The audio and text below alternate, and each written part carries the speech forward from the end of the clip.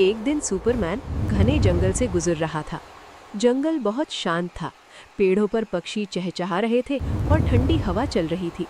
Superman अपने शहर की सुरक्षा का ध्यान रखते हुए आसमान में उड़ते उड़ते जंगल के ऊपर से जा रहा था। उसी समय शहर में उसके घर पर उसकी छोटी बहन अकेली थी।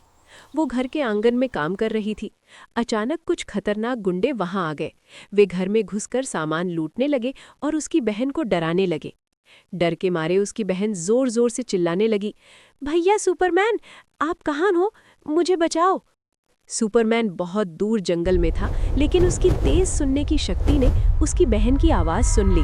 जैसे ही उसे खतरे का पता चला, वो बिजली की रफ्तार से आसमान में उड़ता हुआ अपने घर की ओर दौड़ पड़ा। कुछ ही सेकंड में सुपरमैन घर के सामने आ गया। उसे देखकर गुंडे डर गए। सुपरमैन की आंखों में गुस्सा था, क्योंकि उसकी बहन खतरे में थी। उसने अपनी ताकत से उन गुंडों को पकड़ लिया और एक-एक करके सबको रोक दिया। गुंडे डर कर भागने लगे, लेकिन सुपरमैन ने उन्हें पकड़कर पुलिस के हवाले कर दिया। अब घर में फिर से शांति हो गई। सुपरमैन की बहन खुशी से अपने भाई के पास दौड़ी और बोली, भैया, अगर आप समय पर नहीं आते तो पता नहीं क्या हो जाता। एक दिन स्पाइडरमैन शहर की ऊंची ऊंची इमारतों के बीच झूलते हुए उछल कूद कर रहा था। हवा तेज चल रही थी और लोग नीचे खड़े होकर उसकी बहादुरी देख रहे थे।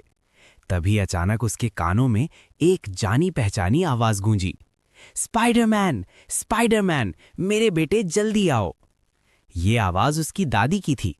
स्पाइडरमैन तुरंत चौकन्ना हो गया। उसने देखा कि आवाज उसके घर की तरफ से आ रही है। दादी घबराई हुई थी और चिल्ला रही थी, बेटा जल्दी आओ, हमारे घर में कुछ गुंडे और चोर घुस आए हैं। ये सुनते ही स्पाइडरमैन बिजली की तरह तेजी से इमारतों के बीच झूलता हुआ अपने घर पहुंचा। जैसे ही वो अंदर गया, उसने देखा कि कुछ चोर सामान चुराने की कोशिश कर रहे थे। स्पाइडरमैन ने जोर से कहा, रुको, अब तुम कहीं नहीं भाग सकते। फिर शुरू हुई जबरदस्त लड़ाई। स्पाइडर भाग गए।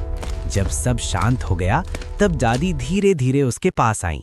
उनकी आंखों में खुशी के आंसू थे।